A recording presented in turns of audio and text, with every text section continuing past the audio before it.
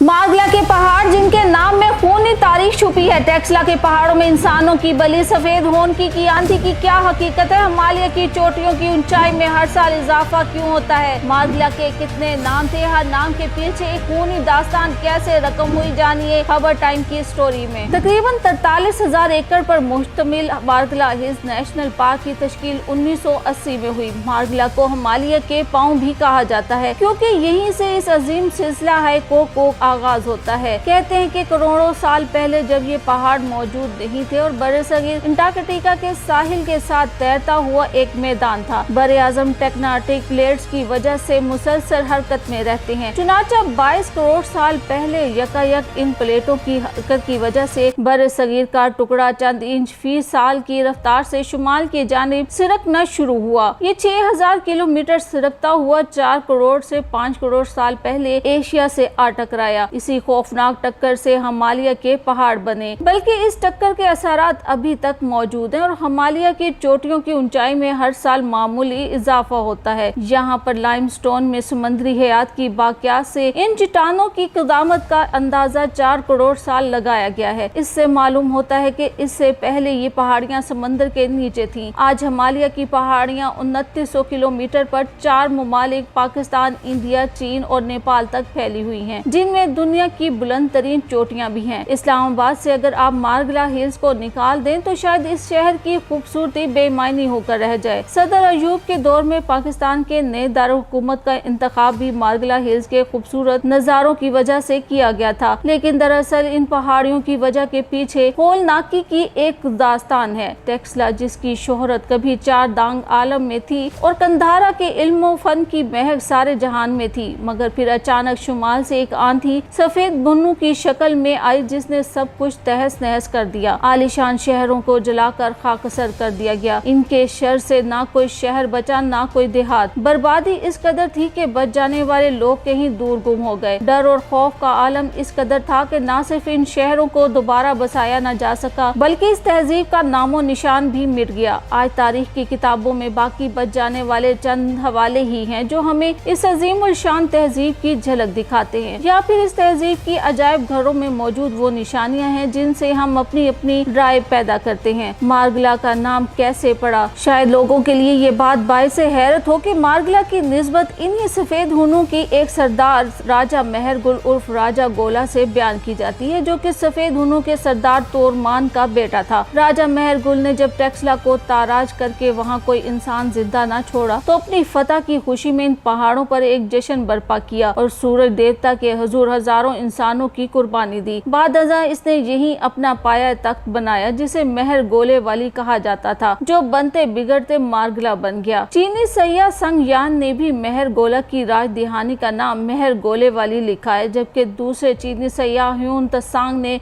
मेहर गोला के तख्त का नाम सगोला लिखा है। कहा जाता है कि चांद की सबसे पहले पूजा इन्हीं पहाड़ियों पर की गई थी और यहाँ एक मंदिर था जिसको मारी कला कहा जाता था। मारी के मायने इबादतगाह और कला के मायने चांद के हैं। यही मारी कला बाद में मार्गला बन गया। एक रिवायत में ये भी है कि मगरिब से जो हमला आवर आते इन्हें ये पहाड़ियाँ अबूर करते हुए अपने हजारों फौजियों को कुर्बान करना पड़ता था, क्योंकि यहाँ मुकामी कबाइल घात लगाकर इन पर शब खून मारते थे, तो इसीलिए इन्हें इसे मार्गला यानी ऐसी जगह जहाँ गले काटे जाते हैं का नाम दिया गया। एक और रिवायत के मुताबिक यहाँ जहरीले सांपों की बहुतात थी, जिसकी वजह से यहाँ मुतद्दिद जाने चली जाती थी। इसी निस्बत से इसे मार्गला कहा जाने लगा। कुछ लोगों का ख्याल है कि इस जंगल में हाथियों और गीदड़ों की कसरत थी। संस्कृत में हाथियों को गज और पहाड़ी को मीर कहा जाता है। इस तरह मीर गजा से ये बनते बिगड़ते मार्गला बन गया। कामी जुबान पोठोहारी में गला दरा नुमा रास्ते को कहते हैं, ये भी एक निस्बत हो सकती है। मुगल बादशाह जहांगीर अपनी किताब तुस्के जहांगीरी में लिखते हैं, मैं पीर को सराय खरबूजा में दाखिल हुआ जो खरबूजा के नाम से मौसूम है, और यहाँ घकड़ों ने राहदारी वसूल करने के लिए ये सराय तामीर करवाई थी। ये सड़क मार्गला के दर्रे से निकलती है। मार्का हिंद हिंदी में मतलब राहजनी के हैं, जबकि गल्ला का मतलब कारवां के हैं। इस तरह मारगला के मायने यानी काफलों को लूटा जाने वाला। ये दर्रा घकड़ों के इलाके की सरहद है जो हमेशा आपस में दस्तों गिरेबान रहते हैं। कुछ लोगों के बकौल मारगला के इर्द गिर्द 11 तहजीबों के आसार दरियाफ्त हो चुके हैं, जिनमें से बाज तहजीबों ने पिछली को मिटाकर जगह बनाई, जबकि बाज तहजीबों ने वक्त के साथ परवरिश पाई। टेक्सला में 7 तहजीबों जिनमें बखामशी,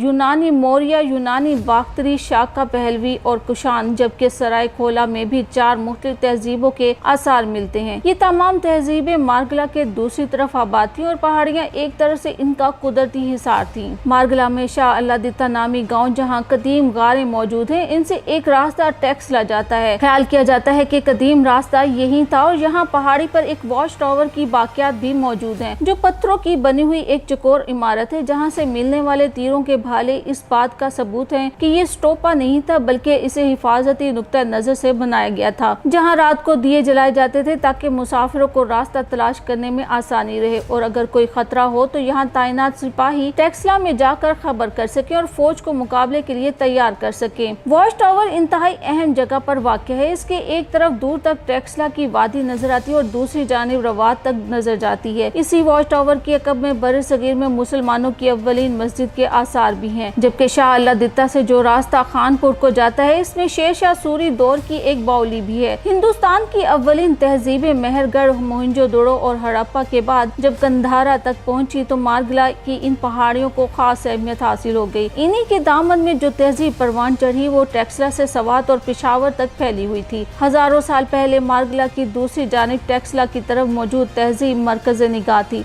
आज मारगला की इस जानिब पाकिस्तान का दारुल हुकूमत इस्लामाबाद वाक़ है, जहाँ मारगला के दामन में पाकिस्तान की पार्लियामेंट है, ऐवान सदर है, वजीर आजम हाउस है, पाकिस्तान की तीनों अफवाज के हेडक्वार्टर्स हैं। कभी मारगला के दामन में कोटलिया चाणक्य बैठता था, चंद्रगुप्त मौर्य था, अशोक आजम था। आज मारगला की इस जानिब तारीख किसी चाणक्य, किसी चंद्रगुप्त और अशोक जैसे अजीम हुक्मरानों के इंतजार में है। पहाड़ वही हैं, इनके नीचे के बस मंजर बदल गए हैं।